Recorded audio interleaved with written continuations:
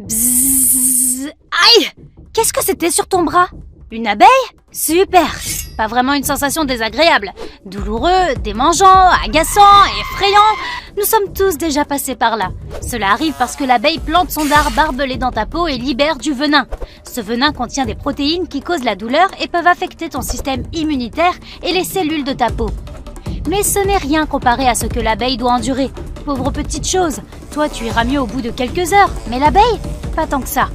Les abeilles domestiques ne piquent généralement pas les humains, sauf si elles se sentent menacées ou si tu leur marches dessus par accident. Le problème est qu'après t'avoir piqué, l'abeille ne peut pas retirer son dard barbelé de ta peau. La seule façon de se libérer est de laisser le dard derrière elle. Mais ce dard n'est pas seulement un mécanisme de défense. Il contient aussi des parties du tube digestif, des nerfs et des muscles de l'abeille, qui sont malheureusement essentiels pour qu'elle puisse fonctionner normalement. Donc après avoir perdu tout cela, cette minuscule créature ne survit pas. À part ça, ce sont des insectes vraiment impressionnants. Les abeilles ont 5 yeux, 2 paires d'ailes et 6 pattes. Elles ont un excellent instinct de survie et elles existent depuis très longtemps, au moins 130 millions d'années. Qui sait quelles espèces anciennes elles ont piqué? La plupart des abeilles de la ruche sont appelées abeilles ouvrières et la plus grosse s'appelle la reine. Elle pond environ 2000 œufs par jour. Cela te semble beaucoup? Eh bien, sache qu'une ruche moyenne contient 50 000 abeilles et elles s'éteignent toutes après une seule piqûre. Se faire piquer ne semble pas si grave si tu n'as qu'une seule abeille sur le bras. Imagine si tu avais toute la ruche. On pourrait croire que les abeilles ne font que voler sans but ou qu'elles se fient à leur vision pour décider où elles vont. Mais ces insectes sont plutôt organisés et s'appuient sur un système de transport super complexe. Imagine que tu planifies un voyage à travers le pays, sauf que cette fois, il n'y a pas de route. Et dire que certains ne peuvent même pas aller à la salle de sport sans GPS ou sans s'arrêter au fast-food sur le chemin du retour. Les abeilles sont bien plus disciplinées que nous. Elles utilisent des couloirs aériens spéciaux. Il s'agit d'une série de chemins d'insectes que les abeilles ont tendance à suivre à travers les villes humaines ou la campagne. Ces chemins relient entre elles toutes les zones sauvages existantes, un peu comme un réseau ferroviaire pour abeilles. Une abeille vraiment particulière est le bourdon terrestre. Il a un corps de forme ovale, recouvert de poils denses et un cerveau de la taille d'une graine de pavot. Au vu de sa taille, c'est vraiment impressionnant. À quel point est-il intelligent ? Des scientifiques ont fait une expérience où ils ont entraîné un groupe d'entre eux à jouer au foot des abeilles. Ils ont même appris à marquer un but en échange d'une friandise sucrée. Incroyable! Ces mêmes bourdons ont une autre capacité étonnante. Ils utilisent leurs empreintes olfactives pour distinguer les odeurs des étrangers de leurs propres cousins bourdons. Et peuvent même reconnaître leur propre odeur. Et puis, il y a la reine des abeilles. Elle est unique dans sa colonie et sa tâche principale est de pondre des œufs. Les gens pensent souvent que la reine est là pour dire à toutes les autres abeilles exactement ce qu'elles doivent faire. En fait, pas vraiment. Elle a une certaine influence, mais même sans elle, la ruche fonctionne plutôt bien. Chaque abeille a une mission et connaît ses fonctions et ses tâches quotidiennes grâce à son instinct et aux signaux chimiques qu'elle détecte et utilise. Donc personne n'a besoin de lui dire comment se comporter. Ces signaux chimiques sont leur façon de communiquer et elles savent comment les activer. Elles agitent leur corps selon des angles spécifiques pendant un certain temps. C'est comme ça qu'elles s'envoient des messages. Si quelque chose arrive à la reine des abeilles et qu'elle ne survit pas, les abeilles ouvrières en créent une nouvelle. Et oui, elles n'en cherchent pas une autre, mais en élèvent tout simplement une nouvelle. Elles choisissent une jeune larve et donnent à sa future majesté un aliment spécial appelé la gelée royale. Cette larve chanceuse peut maintenant devenir la nouvelle reine. Les abeilles sont rapides, elles battent leurs ailes presque 200 fois par seconde. Ces 8 pompes que tu peux faire en 1 minute ne semblent plus si impressionnantes. Chaque abeille produit environ 1 cuillère à café de miel au cours de sa vie. Pour produire 500 grammes de miel, les abeilles doivent voler l'équivalent d'un tour complet du globe. Ces animaux travailleurs effectuent environ 100 millions de voyages vers environ 2 millions de fleurs pour récolter assez de nectar pour ces 500 grammes de miel. Les abeilles dorment 5 à 8 heures par jour et tout comme nous, elles se reposent la nuit. Leur cerveau est très actif lorsqu'elles se reposent. Certains scientifiques pensent même qu'elles pourraient rêver tout comme nous. Quand l'hiver arrive, beaucoup d'insectes remplacent leur eau corporelle par un composé chimique spécial appelé glycérol. C'est une sorte d'antigel naturel qui les aide à rester en vie à basse température. Quant aux abeilles, elles se blottissent les unes contre les autres dans la ruche pour rester bien au chaud. Bzzz, aïe! Rares sont les gens à n'avoir jamais été piqués par une abeille. Ce n'est définitivement pas une sensation agréable, mais les abeilles ne sont normalement pas des créatures méchantes. Tu as probablement juste effrayé la pauvre bestiole. Ces insectes sont très importants pour la pollinisation. Leur existence est l'une des principales raisons pour lesquelles nos plantes continuent de pousser. Les abeilles ne piquent que lorsqu'elles se sentent menacées. Si tu te fais piquer, cela signifie peut-être que tu t'es trop approché d'elles, ou plus grave encore, que tu t'es approché de leur ruche. Chaque ruche peut contenir entre 50 000 et 80 000 abeilles à miel. Tout comme nous, les humains, les abeilles font tout pour protéger leur maison. Mais au lieu d'alarmes et de systèmes de sécurité compliqués, elles utilisent leur dard pour repousser leurs ennemis. Lorsque les abeilles à miel piquent, elles libèrent une substance appelée phéromone. Les phéromones sont des composés chimiques qui affectent le comportement des animaux de la même espèce. Si une abeille te charge, les phéromones risquent de réveiller toutes les abeilles à proximité et elles se joindront volontiers à la première assaillante. C'est un scénario que tu voudras à tout prix éviter. Voici un fait amusant. Seules les abeilles femelles peuvent piquer. Les mâles, ou faux bourdons, n'ont même pas de dard. Cela s'explique par le fait que le dard est un dispositif modifié de ponte des œufs. La reine des abeilles, plus grande que l'ouvrière moyenne, a aussi un dard. La reine a une taille moyenne d'un peu moins de 3 cm. C'est environ 2 fois la taille d'une abeille ouvrière ordinaire. En raison de sa grande taille, beaucoup de gens pensent que la piqûre de la reine des abeilles est la plus douloureuse. Alors plongeons dans le vif du sujet. Tout d'abord, les reines piquent rarement à cause de leur travail dans la ruche. La reine est l'abeille la plus importante de la colonie, car c'est la seule femelle qui puisse se reproduire. La reine a 2 tâches principales dans la ruche. Primo, elle produit des substances chimiques qui aident à unifier le reste des abeilles pour qu'elles puissent travailler ensemble. Secondo, elle pond beaucoup d'œufs, jusqu'à 2000 par jour. La reine est entourée d'abeilles ouvrières qui répondent à tous ses besoins à tout moment. Elles la nourrissent, elles collectent les phéromones de la reine et les distribuent, ce qui empêche les ouvrières de chercher une nouvelle reine. Mais bien qu'elle soit à la tête de la ruche et qu'elle soit beaucoup plus grosse que les autres, la piqûre de la reine est en fait la moins douloureuse. C'est parce que les abeilles ordinaires ont des dards barbelés. Cela signifie que lorsqu'elles attaquent, le dard se plante dans ta peau, ce qui le rend très difficile à enlever. Le dard contient aussi du venin, riche en protéines. C'est ce qui provoque la douleur et affecte ton système immunitaire et les cellules de ta peau. Le dard continue à pomper du venin dans ton corps pendant plus de 10 minutes ou jusqu'à ce qu'il soit retiré. Mais contrairement aux ouvrières, les reines quittent très rarement la ruche. Leur principale tâche est de pondre des œufs, et c'est au reste de la colonie de protéger la ruche et la reine. C'est pourquoi les ouvrières sont celles qui ont le dard le plus puissant. C'est ainsi qu'elles peuvent écarter les dangers potentiels. La seule raison pour laquelle la reine aurait vraiment besoin de se défendre est contre les reines rivales. Pour cette raison, la reine n'a pas besoin de développer un méchant dard. Le sien est au contraire beaucoup plus lisse. Cela signifie que les barbillons ne se coincent pas dans ta peau, ce qui peut être très inconfortable. Mais si cela peut sembler rassurant, il y a tout de même une mauvaise nouvelle. Grâce au caractère lisse de son dard, la reine peut te piquer plusieurs fois. Le dard est attaché au tube digestif, aux nerfs et aux muscles de l'abeille, qui sont tous essentiels pour que l'abeille fonctionne normalement. Lorsque les ouvrières piquent, elles sont incapables de retirer leur dard à cause des barbillons. Et quand elles essaient de se libérer, ça ne se termine pas bien pour elles. A l'inverse, le dard de la reine ne reste pas coincé. C'est pourquoi elle n'en ressent aucune conséquence néfaste. Et encore, elle ne te piquera que si elle n'a pas un de ses gardes du corps à proximité, ce qui est très peu probable. Maintenant, quel est le pire endroit où se faire piquer par une abeille? Un homme appelé Michael Smith a décidé de le découvrir. Il s'est fait piquer sur 25 parties du corps différentes et a évalué chaque piqûre sur une échelle de douleur de 1 à 10. Il a découvert que la zone la plus sensible était les narines, avec une note de 9 sur 10, suivie de la lèvre supérieure qu'il a estimée à 8,7. Les 3 endroits les moins douloureux étaient le crâne, la pointe de l'orteil du milieu et le bras. Tous ces endroits ont obtenu un score de 2,3. Mais pour en revenir à la reine, comment une abeille ordinaire peut-elle obtenir ce titre? La reine des abeilles a rarement besoin d'être remplacée car elle peut vivre jusqu'à 5 ans, ce qui est énorme dans le monde des abeilles. Dans le même temps, une abeille ouvrière née en été ne survit généralement que 6 semaines environ. Mais si la reine décède ou se déplace dans une autre ruche, la colonie doit bien la remplacer. Pour ce faire, il faut une substance appelée gelée royale, que les abeilles nourrices sécrètent dans leur tête.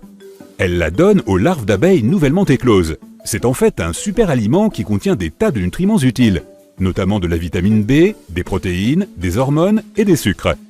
Après avoir nourri les bébés abeilles pendant 3 jours, les ouvrières sélectionnent seulement quelques larves et continuent à leur donner la gelée royale. Les autres auront un régime moins nutritif. La gelée royale déclenche de nouvelles phases de développement pour ces abeilles en pleine croissance. Et l'une des plus importantes est la croissance des organes spéciaux dont elles ont besoin pour pondre des œufs. Mais on ne comprend toujours pas complètement comment ce processus fonctionne. Certains scientifiques disent que ce n'est pas la gelée royale elle-même qui fait qu'une abeille se transforme en reine. Ils pensent que c'est l'exclusion d'autres composés chimiques naturels, à base de plantes, du régime alimentaire de la reine. Mais même si nous ne sommes pas sûrs à 100% de la façon dont ces abeilles spéciales apparaissent, nous savons pourquoi il n'y a qu'une seule reine à la fin. Lorsque la première reine émerge, elle cherche les autres abeilles qui ont été nourries avec la même gelée royale. Puis, elle élimine la concurrence. Si plusieurs reines émergent en même temps, il est temps de préparer le popcorn. Elles vont s'affronter dans un combat épique jusqu'à ce qu'il n'en reste plus qu'une. Et c'est ainsi que les abeilles obtiennent leur reine. Tu trembles, des gouttes de sueur perlent sur ton visage. Tu scrutes les airs avec la peur dans le regard, surveillant un gros insecte volant. Un frelon géant asiatique, gros comme ton pouce, vrombit au-dessus de toi. C'est l'un des insectes les plus dangereux de la planète, et pas seulement parce que son dard ressemble à une aiguille. Cet insecte peut provoquer une véritable crise économique dans le monde entier et entraîner l'extinction massive de nombreuses espèces d'êtres vivants sur Terre. Mais nous pouvons en parler plus tard, car là maintenant, il s'apprête à te piquer. La piqûre du frelon géant est l'une des plus dangereuses et des plus douloureuses parmi tous les insectes. Tu es sur le point de découvrir ce qu'il arrive au corps humain après que le dard ait percé la peau. Inutile de courir, le frelon te rattrapera de toute façon. Il vole autour de toi, tu entends un étrange craquement. Le frelon fait claquer ses mâchoires pour t'effrayer et te tenir à distance.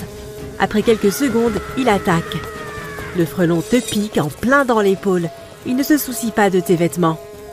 Le dard peut transpercer une épaisse couche de tissu et même les vêtements de protection d'un apiculteur. Tu as besoin d'une combinaison spéciale, semblable à une combinaison spatiale, pour être protégé d'un tel frelon. Et malheureusement, tu n'en as pas sous la main. Au début, tu as l'impression qu'une aiguille chauffée à blanc te transperce le corps. Le frelon injecte du poison à travers cette aiguille, directement dans ta peau. Cette substance dilate les parois des vaisseaux sanguins autour de la piqûre, ce qui fait rougir ta peau. Ton corps combat la substance étrangère et envoie des cellules immunitaires. Mais le venin détruit ces cellules, ce qui fait gonfler ta peau. Le sang infecté est filtré par les reins, mais le venin contient une substance qui est toxique pour cet organe. Néanmoins, tes reins ne te gênent pas autant que ton épaule. La zone de la piqûre est gonflée et rouge. Elle te brûle. Le gonflement peut durer de quelques heures à plusieurs jours. Il ne s'agit que d'un seul frelon, mais il peut te piquer jusqu'à 10 fois. Imagine ce qui se passerait si tu te retrouvais face à un nid entier. Il faudrait te planquer dans des buissons épais ou sauter dans l'eau pour t'échapper. Si tu te fais piquer plusieurs fois, tu dois absolument aller à l'hôpital. Dans tous les cas, tu as de la chance de ne pas connaître de conséquences plus graves. Les personnes allergiques doivent se tenir loin des frelons géants. La piqûre peut être catastrophique pour leur organisme.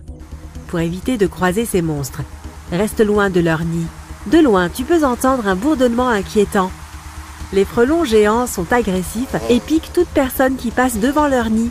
Les autorités se débarrassent toujours de leur nid s'ils apparaissent dans les limites de la ville, pas seulement pour les empêcher d'attaquer les gens, mais aussi pour prévenir l'apocalypse. Et voici comment cela pourrait se produire. L'une des activités favorites des frelons géants est d'attaquer les ruches d'abeilles. Ils volent loin de leur nid et lorsqu'ils trouvent une ruche, ils la marquent d'une phéromone unique. L'odeur attire les autres frelons et même un petit groupe d'entre eux peut complètement détruire la ruche. Une vingtaine de frelons peut anéantir environ 30 000 abeilles. Imagine donc les dégâts que peuvent causer des milliers de frelons. C'est le principal danger qu'ils représentent. En transférant le pollen entre les plantes à fleurs, les abeilles les aident à croître, à se reproduire et à produire de la nourriture. Les abeilles pollinisent les plantes que les vaches et autres animaux d'élevage mangent. C'est grâce aux abeilles que le coton pousse. Si les frelons éliminaient les abeilles, il y aurait une pénurie mondiale de vêtements en coton. Les simples t-shirts, jeans et autres vestes deviendraient plus chers et disparaîtraient tôt ou tard des marchés. De nombreux baies et fruits risqueraient de perdre leur goût riche et leur teneur en vitamines. Cela pourrait entraîner une carence en vitamines, non seulement chez les animaux, mais aussi chez les humains. Tu ne pourrais plus enfiler ton jean ni ta chemise préférée pour aller au restaurant et manger un bon burger. Les aubergines, les piments, les kiwis, les myrtilles, les canneberges et d'autres produits disparaîtraient des supermarchés. Des espèces entières d'animaux cesseraient d'exister en même temps que les plantes. Cela entraînerait une crise encore plus grave, non seulement dans l'agriculture, mais aussi dans l'économie mondiale. Imagine des dominos qui tombent les uns après les autres. C'est à peu près à cela que ça ressemblerait. Parallèlement, le nombre de frelons augmenterait. Il n'y aurait pratiquement aucun animal au monde qui pourrait contrôler la croissance de cette population de frelons. Tout le monde devrait porter d'épaisses combinaisons de protection pour se promener dehors. Les frelons s'infiltreraient dans les maisons et les voitures et piqueraient les gens et les animaux domestiques. Bien sûr, les gens sont conscients de ce danger et prennent toutes les mesures possibles pour contrôler la population des frelons. Malheureusement, les abeilles ne peuvent pas se protéger. Leur piqûre ne peut pas blesser les frelons. Les abeilles sont beaucoup plus petites. Elles sont donc complètement sans défense.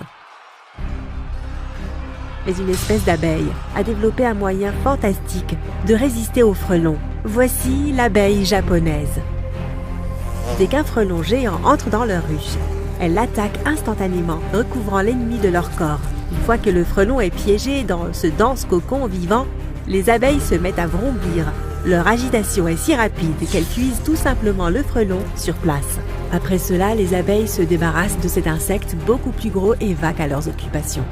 Cette stratégie est efficace pour un seul frelon. Mais que se passe-t-il si plusieurs d'entre eux apparaissent? Il est fort probable que les abeilles ne pourront pas accaparer tous ses ennemis. De plus, les abeilles japonaises ne peuvent pas apprendre aux autres abeilles comment combattre les frelons. Heureusement, les humains contrôlent la population des frelons géants. Tous les frelons appartiennent à la famille des guêpes. Et parmi eux, le frelon géant n'est pas l'insecte le plus effrayant. Que dirais-tu d'une guêpe qui peut transformer d'autres êtres vivants en zombies? Les guêpes manipulatrices d'araignées peuvent le faire. Ce minuscule insecte vit dans les forêts tropicales. Il vole entre les arbres en tenant un œuf presque toute la journée et recherche l'hôte parfait. Cet hôte s'occupera plus tard de sa progéniture. Le bruit que tu entends quand des abeilles bourdonnent autour de toi ne provient pas de leur bouche. Il est produit par le rapide battement de leurs ailes. Lorsqu'elles volent, leurs ailes produisent des vibrations que l'oreille humaine reconnaît comme un bourdonnement. Ce bourdonnement est particulièrement fort lorsqu'il s'agit de petits insectes. Les abeilles plus grosses ont des battements d'ailes plus lents, ce qui signifie que le bruit du bourdonnement est plus faible. Les insectes bourdonnent pour récupérer le pollen d'une fleur en bougeant leur corps et leurs ailes. Le pollen s'attache ensuite à l'abeille et cette dernière vole vers la fleur suivante pour l'y déposer. Ce processus s'appelle la pollinisation.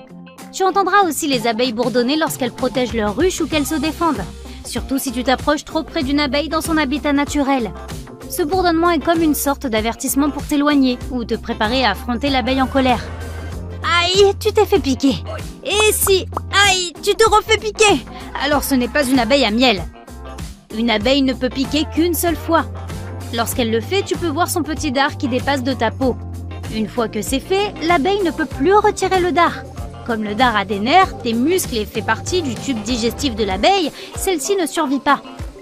Les guêpes jaunes sont un type de guêpe qui n'a pas ce problème. Elles te piqueront plusieurs fois, autant que possible. Contrairement à de nombreuses abeilles, les guêpes ont un dard sans crochet. Ce n'est pas amusant de se retrouver entouré par celles-ci ou de tomber sur leur nid, qui abrite des milliers de guêpes, jusqu'à 50 000 en un seul été. Elles ne produisent pas non plus le bruit de bourdonnement comme les abeilles. Cela est dû à des différences dans leur comportement. Les bourdons et les abeilles volent d'une fleur à l'autre et récoltent du pollen et du nectar, qui sont aussi de la nourriture pour les colonies. Si tu les vois voler au niveau de l'herbe, ils sont probablement en train de collecter de la nourriture qu'ils apporteront plus tard à leur nid. Les guêpes ne sont pas très portées sur les fleurs, elles n'ont donc pas besoin de secouer leurs ailes aussi intensément que les abeilles, et elles ne transfèrent ni ne collectent le pollen. Ces guêpes sont des prédateurs qui préfèrent les araignées, les insectes et les fruits en décomposition. Si tu fais un pique-nique avec un panier rempli d'aliments savoureux, prépare-toi à une visite indésirable, alors couvre la nourriture pour les éloigner. Leur période la plus active se situe à la fin de l'été et au début de l'automne. Les guêpes fondent leur colonie au printemps et cette tâche revient à la seule reine. Elle doit d'abord survivre aux rudes conditions hivernales, après quoi elle pond des œufs. La colonie grandit ensuite tout au long du printemps et de l'été. Quand l'hiver arrive, l'ancienne reine a fini son travail, elle peut donc passer la couronne à la nouvelle qui commencera le cycle suivant. Aucune des autres guêpes ne survit non plus. Les guêpes et les abeilles ont toutes deux un corps noir et jaune et font presque la même taille.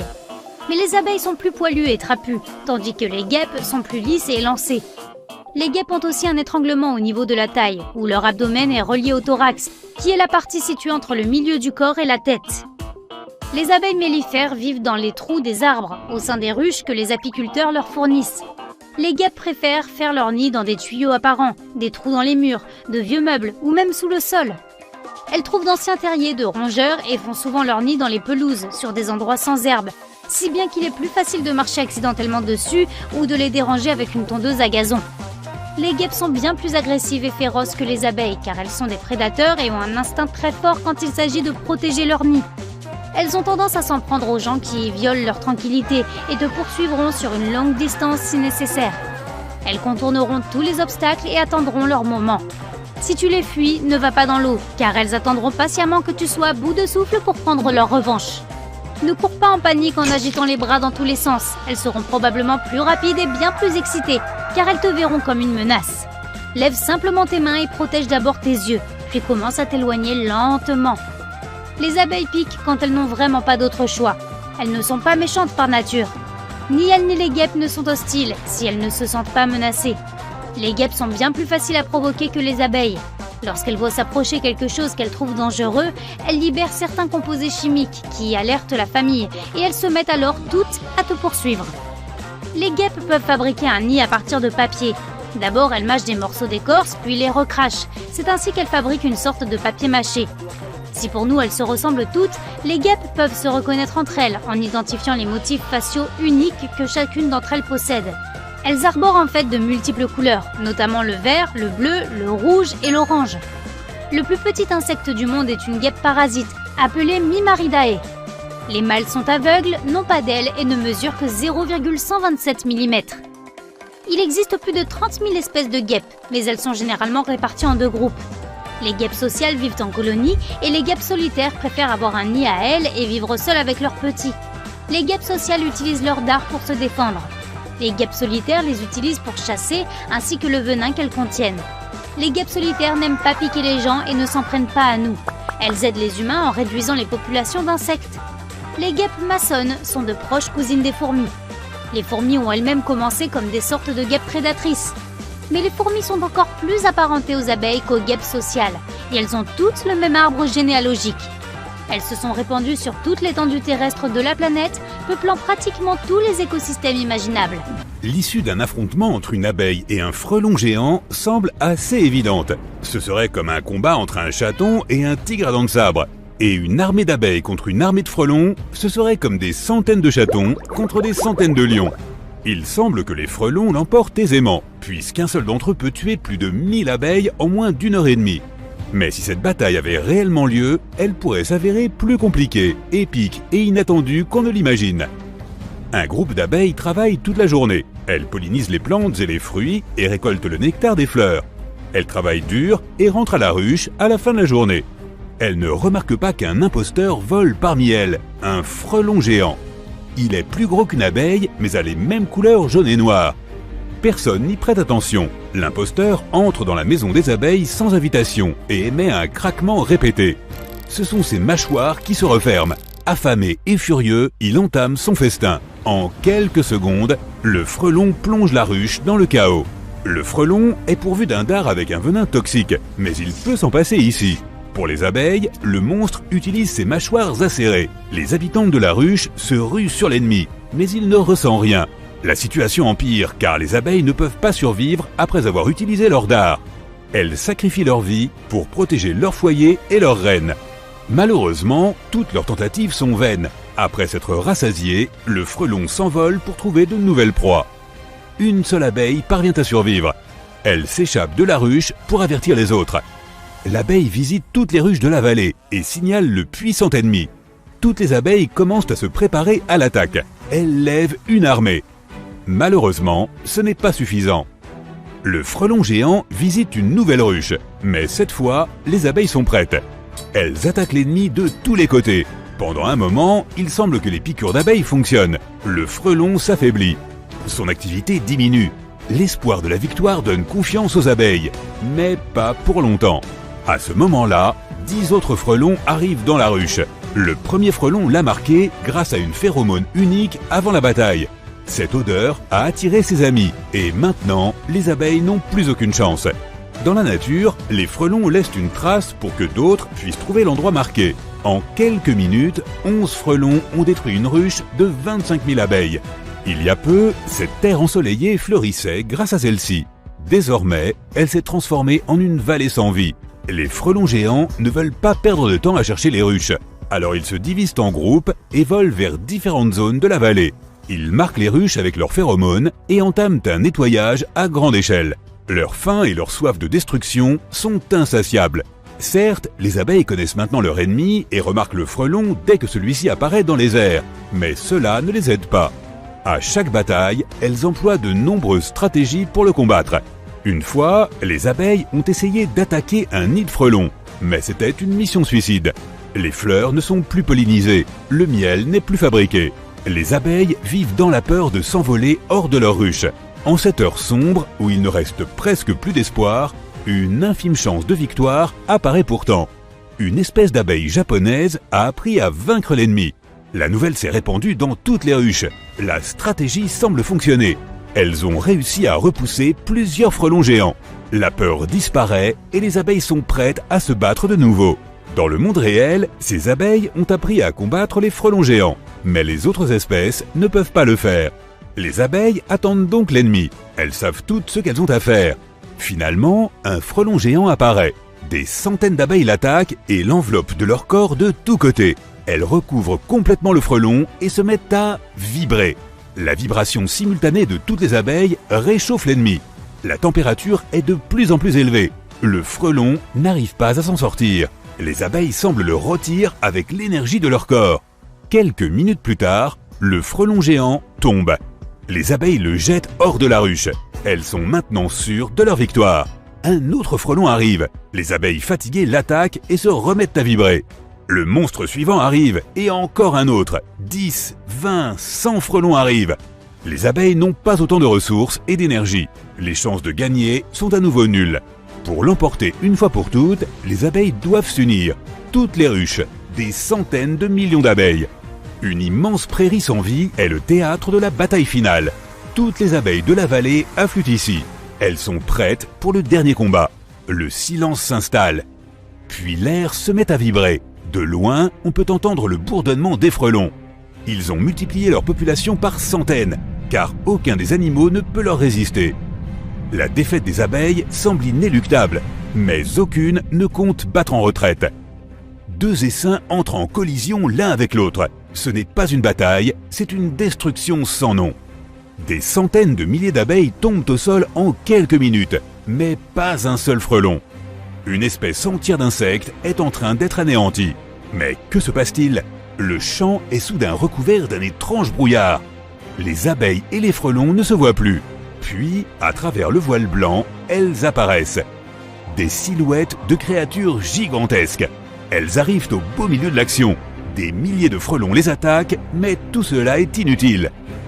Les abeilles s'écroulent rapidement et perdent conscience. Les frelons s'évanouissent aussi.